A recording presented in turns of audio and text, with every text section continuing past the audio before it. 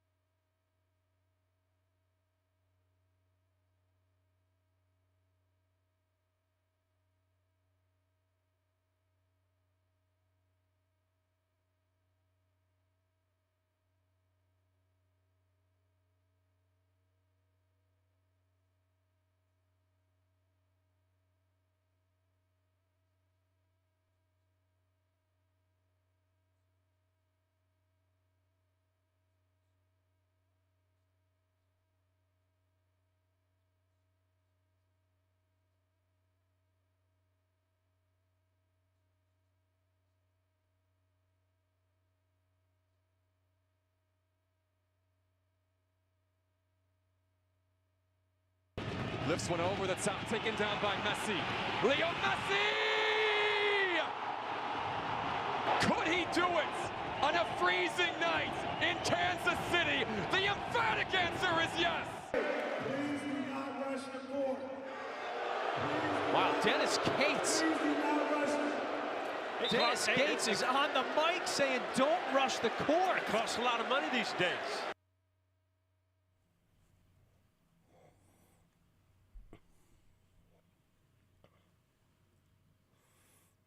Good morning, Kansas City. This is New Day with SSJ on Sports Radio 810 WHB. Stephen St. John with the Drake, Jason Justice. Jake is off. And so it'll be me and the Drake on this cold-ass Thursday, February 20th. 2025. You know, normally when someone takes a day off, I say, what are you doing? When Jake does, I don't ask. Right. Well, back to the mountain, back to the cabin, back to Colorado for a few days. So when I woke up, the temperature said -8 on my phone. And then in my car, it said -8. Now, mind you, I live close to, not too far from the airport. You know, close to I-29 and Berry Road. And so I guess it's colder there because now I look at my phone and the Overland Park temperature is -5. And so I picked up a couple of degrees. So minus, as of around 4:15 or so, it was -8. Then at around 5 o'clock, -8 in the Northland. And now, just after 6 o'clock, -5 in Overland Park. So look here, people. I don't have to tell you, that ain't no joke. It's supposed to get above 0 later on in the morning, around 10-ish or so. So be careful. I know a lot of people, a lot of kids don't have school. I mean, my kids do have school. They're furious about that idea, but you know what? You got to do what you got to do. But please be safe. The roads are in pretty good condition for the most part, as long as you drive like you got some sense. But it is bitterly cold, obviously, and so take that into consideration. Whatever you do, wherever you're going, whatever your plans are for today. On the show a little bit later, we'll talk to our college basketball insider, Mike DeCourcy, from the Sporting News. That'll happen just after 7 o'clock. In the 8 o'clock hour, we'll have Gary Dieter and Anthony Sherman in studio.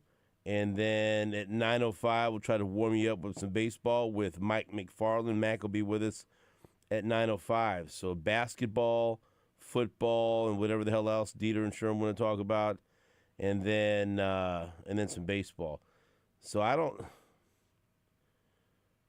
look. My memory's scattered all over the place. Have you run the board with Dieter and Sherm? Once or twice, yeah. Oh boy. Yeah, I don't think I've been here for it. So this is I know enough to sit right next to the dump button. okay. All right. That should be interesting to watch. I'm going to sit back and let that play out. But the story today, the Missouri Tigers basketball team with a fantastic victory last night over number 4 Alabama. It was a battle of top 15 teams. Mizzou came into the game ranked number 15. Alabama ranked number 4. Two of the best offensive teams in the SEC, two of the best offensive teams in the nation. And the game did not disappoint. This is not an overtime score. This is a regulation score from last night. Mizzou puts up 110. 110. They beat Alabama 110-98. And let me tell you something. I mean, I don't know how many people watched the game. It was the 8 o'clock tip-off. Great crowd, looked like down at Mizzou Arena. Electric. Everyone that I talked to that was there said it was just an unbelievable atmosphere. If you're a Mizzou fan, what else could you ask for but to have John Sundvold as your color commentator on the television broadcast? First of all, put all my bias aside, he's the best. I don't just say that because he's a guest on this show and he played at Mizzou and he's a great friend of Sports Radio 810. He's the best out there for me, and he does a lot of SEC games that don't involve Mizzou. And I know when I watch a game with John Sundvold, I'm going to learn about basketball and I'm going to hear fair analysis and I'm going to listen to somebody that knows what they're talking about. But then you add in, hey, he's doing a Mizzou game, a great Mizzou game. So then that was a real treat, and he was fantastic as always. But that game was so good and was so high level as far as offensive basketball. And, and don't get it twisted, Mizzou played some good defense at times. They created a lot of turnovers. They had a bunch of steals. They got a bunch of buckets in transition. But Alabama is a machine, and they just wouldn't go away. And they kept hitting 3 after 3 and kept answering Mizzou. Mizzou started the game off on a 12-0 run. I made it home in time from what I was doing, and I was in my seat. I didn't want to miss a minute of that game. And so I'm in my seat ready to go. And that was the best start I've seen from a Mizzou team in a basketball game maybe ever. I mean, boom, before you know it, it's 12-0. And they got it up to a 20-point lead at one point, briefly. But Alabama, and the way Missouri played last night, I feel like against most every other team in the nation, that's a 25 or 30-point victory. But Alabama kept answering and kept fighting back and kept hitting wild threes. There was at least 3 or 4 times in the first half where Mizzou played terrific defense for the entire shot clock, and then someone would hit a 3 or someone would hit a shot at the buzzer of the shot clock, and it was so close at least a couple of times they had to go over and review to see if they got the ball out of their hands in time. That happened, I want to say 4 times in the first half. And I kept thinking, good God, if they hadn't hit those shots, this game would be over at halftime. I mean, it was only a 13-point game at halftime. And I say only, right? It was 59-46 at the half. And it sounds dumb to say this, but watching, I'm thinking, man, it feels like Mizzou should be up by a lot more. And if I'm Alabama, I'm all right, 'cause I kind of feel like I've weathered the storm. But like Alabama at halftime, they had shot like 60% from the field and 50% from three and 85% from the free throw line. They were playing great offensive basketball, but they were down 13. So you can look at it a couple of different ways. You can think, wow, Alabama shot the ball out of their minds, and they're still down 13. And so, but it was breathtaking, the pace. It was 59-46. I mean, it was up and down. And these teams just want to run and shoot, and it was like watching an NBA game. And the high level of shots that were made, it took your breath away. And I'm on X trying to see what other people are saying, and people that have nothing to do with Mizzou or Alabama that were watching the game were talking about how entertaining the game was. And you had Nate Oates, who has, man, does he have a temper. This guy, and for good reason, this guy was pissed off all night long. He destroyed two of his clipboards. One time the assistant coach trying to hand it to him, and this is after, so Alabama was trying to inbound the ball, and Caleb Grill stole it. And the kid from Alabama kind of grabbed him around the waist, so they called a flagrant. And as they're coming off the floor, I don't know if Nate Oates was mad at the call or mad at his player or just mad in general, mad that it happened and Caleb Grill stole the ball. He either, like with a fist or a karate chop, his assistant's trying to hand him the board, and it it hits the ground and it shatters into like 10 pieces. And, the ref doesn't know what's going on. The ref tees him up. And like Nate knows, what are you teeing me up for? You can't really throw down your board and shatter it into 10 pieces. And then people that were sitting courtside of Mizzou I caught a piece of Nate Oates' clipboard, which, quite a memento. I wish I had been there to catch one. I've seen shattered backboards. Yeah, and then he did it later on. He had something and he started throwing it down. And remember, this is the same guy that pushed Mizzou player Aiden Shaw in the game last year. He's got quite a temper. We always romanticize the old Big Eight, and why not? Because it was great. But coaches with personality, right?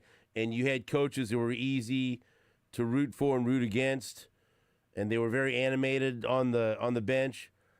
I'm not going to say Nate Oates is quite like that, but he's very easy to root against. And he's very animated on the bench. If you watched him last night, he looked like a maniac on the bench for most of the game, screaming at officials, screaming at his players, breaking things multiple times, demanding replays. It was wild. And Dennis Gates is like, you couldn't be more opposite. He'll stand there with his arms folded, and you really can't tell the difference of if they're winning or losing or playing well or playing great. And even and we'll play it here in the next segment, right after the game, when the studio crew interviews Dennis Gates, one of the guys says, "Hey man, after this game, will you at least smile now?" And Dennis Gates he never smiled. He refused to smile about it. And then Mizzou's got this thing. You've been watching Mizzou basketball. Now whoever's doing the post-game interview, right after the game, the entire team comes and disrupts the interview and starts screaming and yelling. And they did that to Dennis Gates. And then he passed the microphone to Mark Mitchell. We'll hear that here in a little bit. But that game, I can't wait to talk to Mike DeCourcy about it and get his thoughts, because he watches a lot more college basketball than I do. But, just like Alabama, they shot 54% from the field. They hit 42% of their threes. They were 13 of 31. Mizzou, 60% from the field, 39% of the threes. And what a duel you had. I mean, the three best players on the floor, and they put on a show. The three best players on the floor, Kansas City native Mark Mitchell, who had 31 points, 3 rebounds, 3 assists. Caleb Grill, Wichita area native, 25 points, 10 rebounds. Yeah, 25 points, 10 rebounds, 3 assists, 3 steals. Good God. He was fantastic. But then the guy that kept Alabama, reasonably within reach for most of the night was Mark Sears. He dropped 35. He hit a 3 from the Missouri State logo. And there were I didn't get overly frustrated during the game at all because Mizzou was leading from wire to wire. There was 2 times that Alabama got it down to 6. And the first time they got it down to 6 was pretty early in the second half, and you're like, oh boy. And I was watching the game with Phil, and I told Phil, this is what I meant by being up 13. It felt like this should be up more, and now just like that, bam, it's a 6-point game. But Mizzou answered and put it right back up to double digits. But he kept hitting threes. And he kept driving and making plays. That's why he's one of the best players in the nation. But good God, he was 5-11 from 3 and 12 of 20 from the floor, 6 of 7 from the free throw line. He scored 35 points. And there were Mizzou couldn't guard him, but some of the level of difficulty, you're just like, that was great. And then Mark Mitchell, they couldn't do nothing with him down low. And they're throwing different defenders at him. And his repertoire of offensive just genius, the tool set that he showed of moves in the post and just one-on-one basketball and right-handed, left-handed. It was spectacular. And I was, and I love watching the game with Phil because he really reacts to some of this stuff, and he couldn't believe it. And I was like, are you? And then some of the shots that Caleb Grill hit, we would just look at each other and like, I'm not sure what I'm watching. It was like that first half when they put up 59. And again, this is against a team that was in the Final Four last year, and a team that is a top 5 team. It's an elite team. That's one of the best halves of basketball I've ever seen Mizzou play. The game was late. I got up early. I didn't have time to sit back and look at all the, every Mizzou game ever that I've seen. But there can't be more than a couple of halves of basketball that were more impressive than that if you consider what the game meant and if you consider the opponent. And yeah. And when you look at this team, I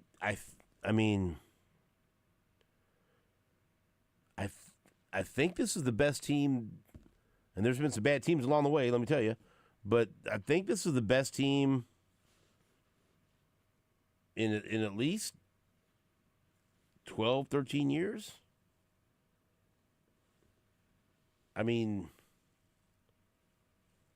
It's unbelievable. And if you consider, at some point we got to stop bringing up last year because last year was last year, but that makes the story even more remarkable that this team didn't win a conference game last year. And now look at them. as you might be able to tell, I'm struggling for words here. That's how fun that game was to watch. That's how high level that game was. It felt like I was watching an NCAA tournament game. And people are going to look at it, Alabama must have had an off night. No. Alabama played really well, but Missouri played great. This wasn't Alabama dragging ass in there with a hangover from losing the number 1 versus number 2 battle over the weekend to Auburn. This was Alabama bouncing back from that and playing at an extremely high level, especially offensively, and just running into a damn buzzsaw. And if you watched it, you get it, because I think that's what made it even more impressive. Because Alabama wouldn't go away, and they kept making shots. And I kept looking over to feel like, God, Alabama's good. Oh, my God, they're so good. And you normally wouldn't say that if you're watching a team that started off in a 12-0 hole and never got closer to 6 and was trailing wire to wire. But if you watch the game and you watch the shots they made and how athletic they are and how good Sears is and everything else, then you'd feel that way. I mean, so I'm looking now. This team's clearly better than Dennis Gates' first team that went to the second round of the tournament. This team's better than any team Conzo Martin had. Yes, Drake, this team's better than any team Kim Anderson had. Thank you for bringing that up. Wow, okay. I'm glad you wanted me to check on that.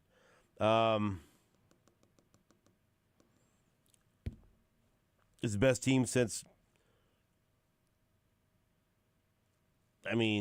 Frank Hayes' team that won 30 games and got upset by Norfolk State in the NCAA tournament.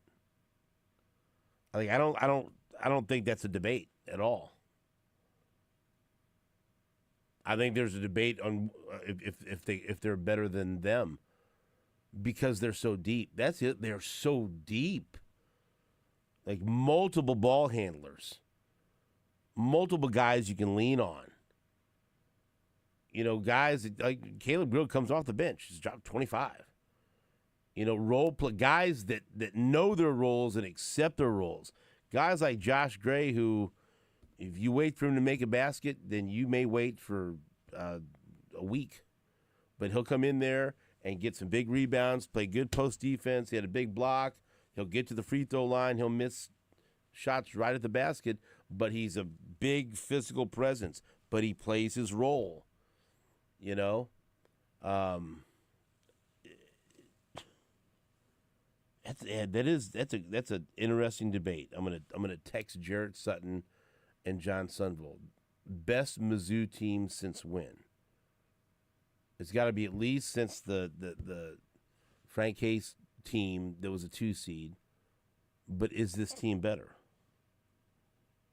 Especially if you consider the conference they're playing in. So I'm willing to hear. I'm willing to listen to opinion on that. But I mean, Ant Robinson, terrific young sophomore point guard, who's their best on-ball defender, who looks like a star in the making, if he could just, for the love of sweet Jesus, stay out of foul trouble.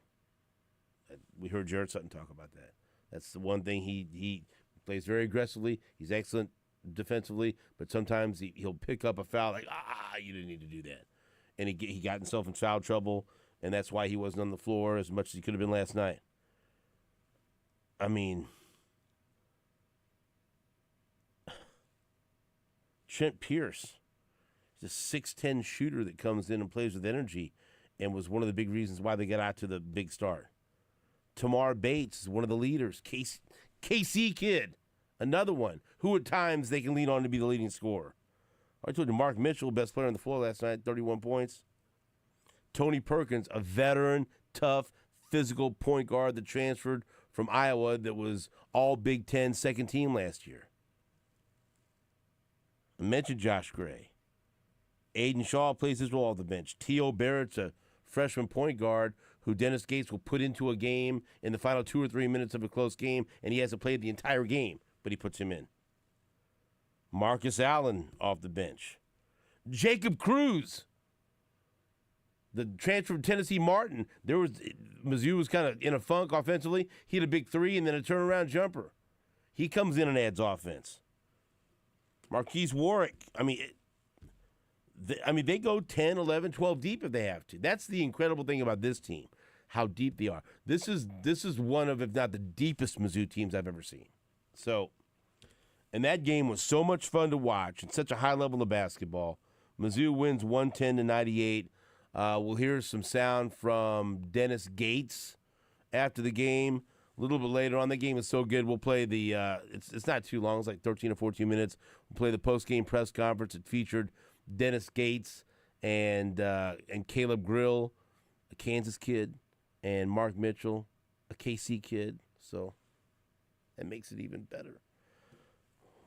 We'll take a break. I'm in a great mood. All right, thank you. Mizzou wins over Alabama 110-98. Back after this on Sports Radio 810 WHB.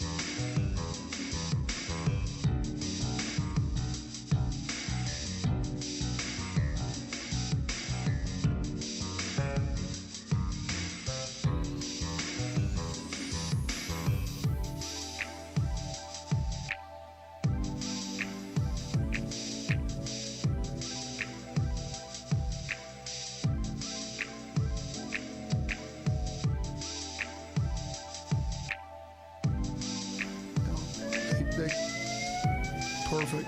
And press conference over, I guess, right?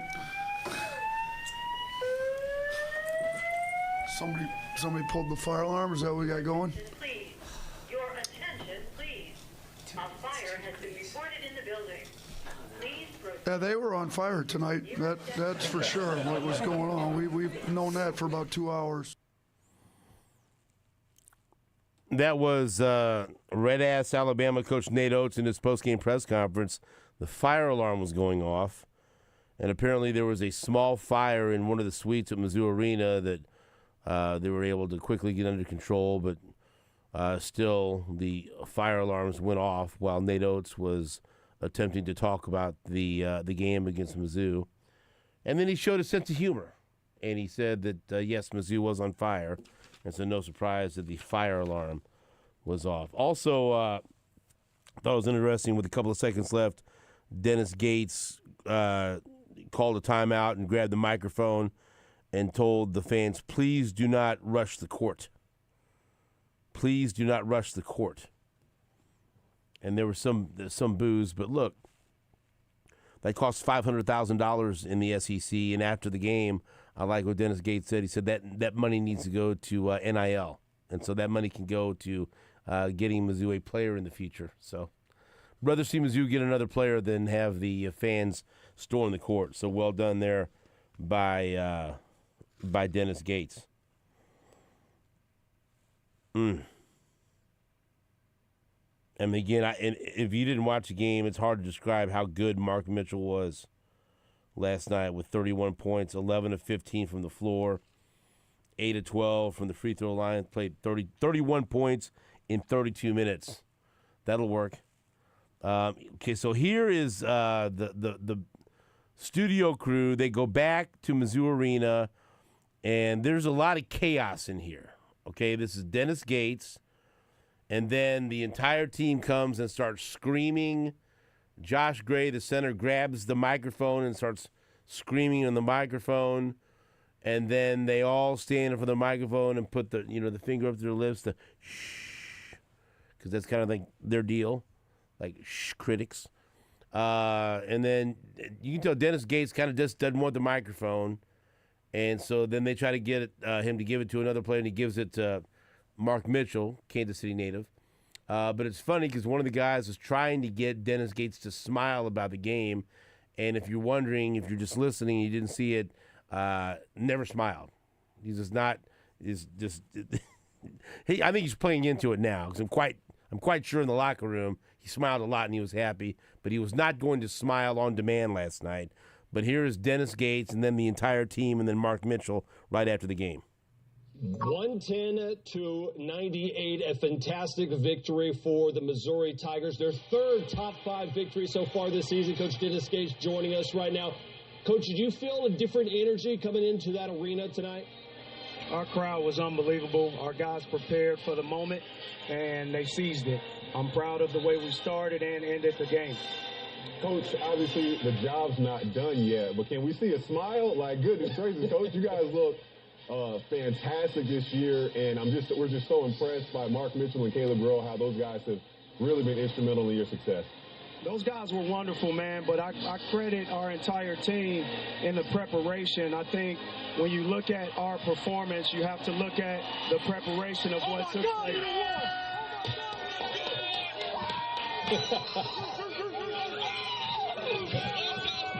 As you get into some... Coach, what are you thinking about your team surrounding you right now? It's all love, man. I love these dudes. They love each other. They do a wonderful job, man. I just credit them, man. You can look at the performance. We left it all on the court. I'm giving the mic to Bates. Give it to Mitchell.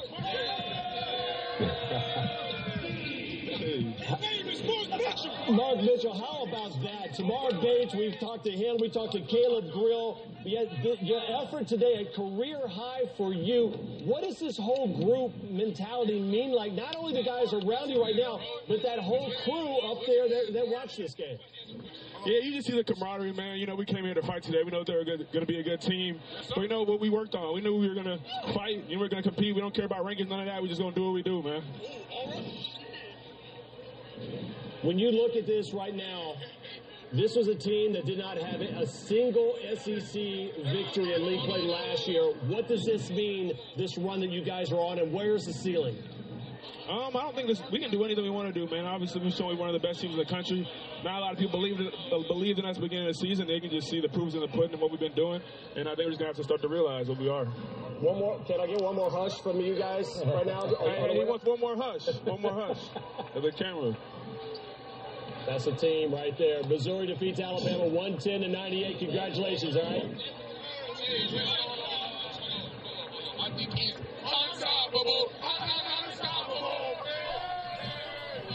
All hell was breaking loose with that interview last night after the game. And so, and again, look, it's even cooler the fact that they got a couple of KC kids in Mark Mitchell and Tamar Bates and Aiden Shaw. And to watch Mark Mitchell, and that's the second time in the past couple of weeks that he's gone for his career high, now it's 31. And then Caleb Grill, of course, from the state of Kansas, who was just, I mean, some of these threes, and he's got such a quick release, and some of these shots that he makes. But it's not just that. I mean, defensively, I mentioned that play where he stole the inbounds pass and forced the flagrant foul and then forced Nate Oates to attack his own equipment. And that's the other thing, too. He had 10 rebounds. He was super physical. I mean, he had some big rebounds and was drawing fouls in a couple of situations where Mizzou needed something to happen. Maybe they went a little bit cold just for a moment offensively, and they needed to get a stop, or they needed to limit Alabama to one shot, because Alabama's so good rebounding, and they're so good on the offensive boards. That's one of the things that just kills other teams when you play Alabama. They can get second and third opportunities offensively, and Mizzou, for the most part, eliminated that, and a bunch of times it was Caleb Grill. And then you end up with 25 points and 10 rebounds and 3 assists and 3 steals. You played a hell of a game. And he did all that in, 32 or 33 minutes. And so it's not just – it's one of these things where, yes, he's one of the best three-point shooters in the nation. Yes, he provides energy. Yes, he should be the SEC Sixth Man of the Year. Absolutely. But he had so much as far as energy, and he was playing great defense last night and rebounding, and just one of those guys where it's you hate playing him. And if you're going up against him, if you're an opposing fan, you can't stand watching him. But if he's your guy, you love him. You love him because the tremendous amount of hustle and heart that he plays with. I mean, but you could say that for like 5 or 6 guys on the team. Like, it was I cannot tell you, it was such a joy to watch Mark Mitchell offensively last night. Like, he's got it. Now, what's he going to do? Is it going to be his left hand? Is it going to be his right hand? It was just, he was unstoppable. He was incredible. And he, even now, one thing, and make a mental note of this, because there are a couple of times last night that if Alabama was going to get back into it, it was going to be partially because of this. And this is something to remember come tournament time. They got to shoot their free throws better. Like in a game like that could have come back to bite them. They got to the line 47 times. And there wasn't too many arguments from Nate Oates or anyone else about the fouls that were called. And then towards the end, Alabama just started fouling on purpose just to try to, with 2 minutes left, to try to put them to the line to try to get back because Missouri wasn't making the free throws. And with 2 minutes left, Nate Oates figured out the only way that we're going to be able to have a chance to win this game is if we start fouling now and get Mizzou to miss a bunch of free throws, and that's the only way we can come back. And so the free throw number is inflated by that tactic that Nate Oates used in the final couple of minutes of the game.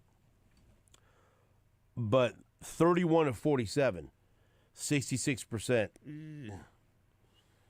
That's the only thing that I can really complain about, and it wasn't terrible. And down to like Caleb Grill was money; he was 10 of 11. Mark Mitchell was 8 of 12. But Trent Pierce is a good shooter. He's shooting 40% in conference play from the free throw line. That's bizarre. John Sobel was talking about that. Josh Gray was 2 of 4. That's about what you can expect from him. But 31 of 47. Make more free throws, higher percentage of free throws, because that could hurt you. Alabama started off really hot from the free throw line, but they ended up shooting 15 of 21. They were 71%. But again, magnificent performance by Mizzou, winning 110-98. One of the best performances they've ever had against an elite team, against a top 5 team. I saw a couple of facts that were put out last night by ESPN Stats Info.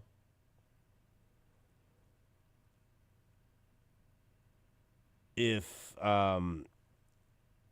let's see, if you consider all games played against a top 5 opponent in program history, 110 points, that's the most Mizzou has ever scored against a top 5 program in Mizzou history.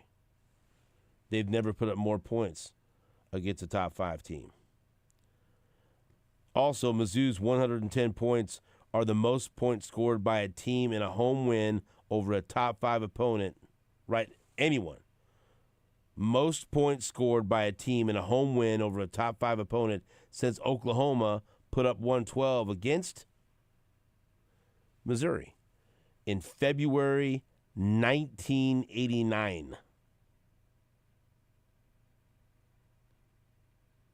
So that's wild. And maybe, just maybe, the wildest tweet that I saw last night was from former Kansas star Christian Brown. And he is on the record for hating Missouri. There's no question about that. And he posted, "Never thought I would say this, but this Missouri team is good." And that, which led to all of his mentions being from Kansas fans accusing someone of hacking his account. But look, hey, he knows a lot of those guys. He knows a lot of those guys at the AAU circuit. He knows Mark Mitchell and Tamar Bates and Aiden Shaw and Caleb Grill. He knows a lot of those guys from the area. And it's you watch that game. You can't come to any other conclusion. And look, and I'll say this before we break.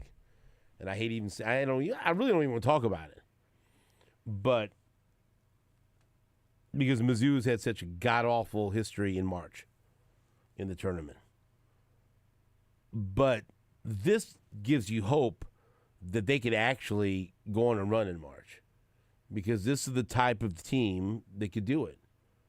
That they're built for it. The free throws scare you a little bit, but my God, I mean, the multiple ball handlers, the veteran leadership, Caleb Grill's three-point shooting, Mark Mitchell, Tamar Bates, the role players, the unbelievable depth, but also the connectivity. You hear them after the game, in the interview, you hear Dennis Gates talk about how much they love each other and they play for each other, and it's all love. How connected they are. The tremendous chemistry. That's part of it too.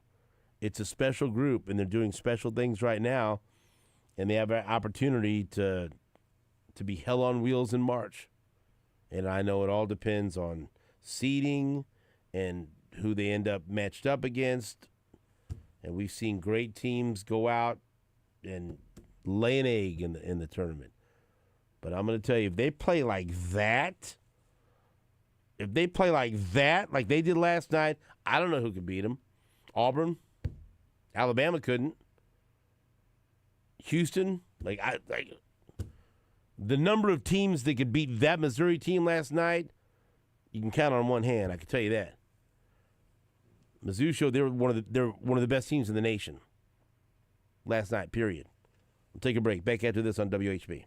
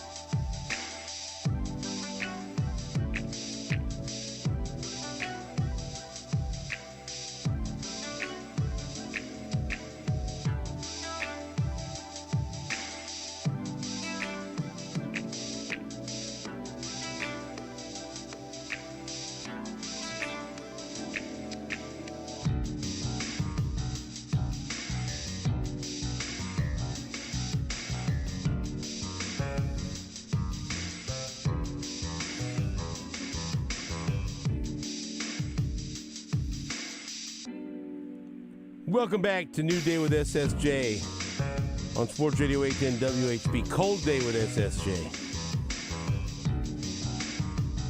I don't mean to be negative, but it's very negative. -5, -8, -4, depending on what part of town you live in. So, gotta get to it next week. I'm not even looking to next week, but there's rumors of 50s and 60s. So, let me tell you, I'm ready. I'm in. Let's go. Whew. Here is a good story if you are a Kansas City Chiefs fan, because there's been plenty of hand-wringing and debate over who the Chiefs are going to keep. Can they afford to go chase a free agent left tackle? What can they do financially? The NFL on Wednesday informed its teams that the per-team salary cap for 2025 would be between $277.5 million and $281.5 million, with the final figure to be determined following further negotiations with the NFL Players Association. Regardless of where it lands in that range, the salary cap will rise significantly for the second year in a row. Last year saw the largest cap increase of all time, as it rose from $224.8 million in 23 to $255.4 million for the 24 season.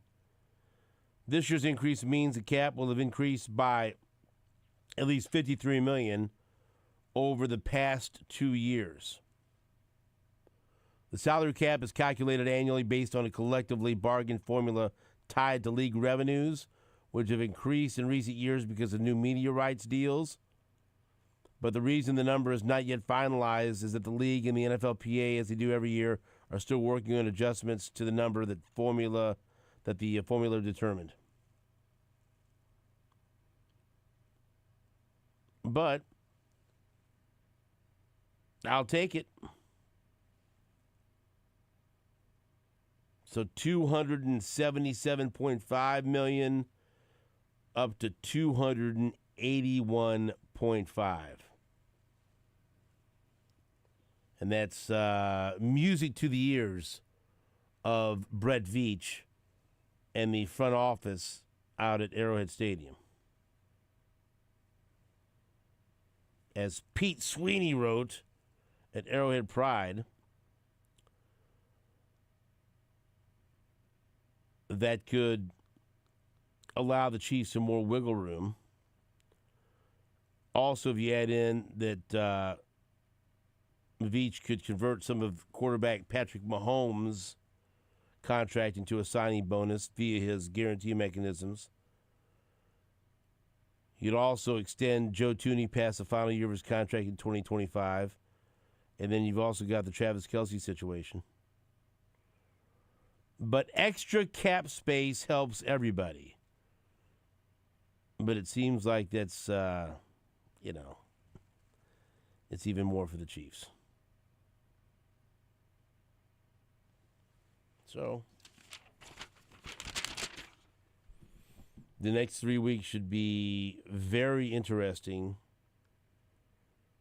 to see what adjustments the Chiefs make in anticipation of free agency, attempting to keep their own free agents, and then, of course, the NFL draft. But again, a nice bump in the that's an increase, according to ESPN's Dan Graziano and his numbers, an increase of at least $22.1 million in the salary cap from the 2024 season. You'd also thank Taylor Swift for that. You're welcome, NFL. Keep complaining about Taylor Swift and Swifties, but they had a part in that. You thank the Chiefs. Coming up, we'll talk to Mike DeCourcy from the Sporting News, our college basketball insider. We'll talk to Gary Dieter and Anthony Sherman in the 8 o'clock hour. Talk some football and life and everything else with Dieter and Sherm. And then Mike McFarland will hit us up with some baseball, talk spring training with Mac. That's always great to talk to Mike McFarland, his first appearance on the show. Normally, he'll be on the show on Fridays at his normal spot at 8:35, but we had to adjust some things. And so Mac will be on today, and I believe we're going to have Buster Olney and his first appearance on the show tomorrow. And normally when we get things rolling in the baseball season, it'll be Buster at 7 a.m. in his normal spot on Thursdays and Mac in his normal spot at 8:30 on Fridays. But some slight adjustments as everyone's schedule's a little bit different in the spring. But excited to talk to Mike McFarland about some of the moves that the Royals made in the offseason and his thoughts on the adjustments that MJ Melendez has made, the addition of Jonathan India, and what he thinks about the race for the number 5 spot in the Royals rotation, and the addition of Carlos Estevez to the bullpen. So lots of stuff to talk about with Mac. We're also going to play a good portion of the post-game press conference with Dennis Gates and Caleb Grill and Mark Mitchell after that huge win, 110-98 over Alabama. You want to play one of the clips here, or do we have time? It's up to you. Let's play Dennis Gates here, and thank you to Natalie Jones from ABC 17 News for posting this, and we'll use it. Let's play the Dennis Gates on Mark Mitchell. This is Dennis Gates, who talks about how grateful he is to have a player like Mark Mitchell, who scored 31 points last night on this team this season. The versatile McDonald's All-American, leader, unbelievable teammate. He's gotten back to his old self, and he's allowed me and our staff and his teammates to push him. Mark leans on other people first. He's very unselfish, but he knows when his teammates demand from him, and he knows when his coaches demand from him. And I'm going to continue to demand what I need to demand so that he can continue to be the spark and obviously the person that we need him to be. There's no better versatile player out there I would rather have than a Mark Mitchell. And he shows that in a very unselfish way, and he takes what he wants, you know, in between the lines. And the one thing that people need to understand, he has a high basketball IQ, a very high basketball IQ.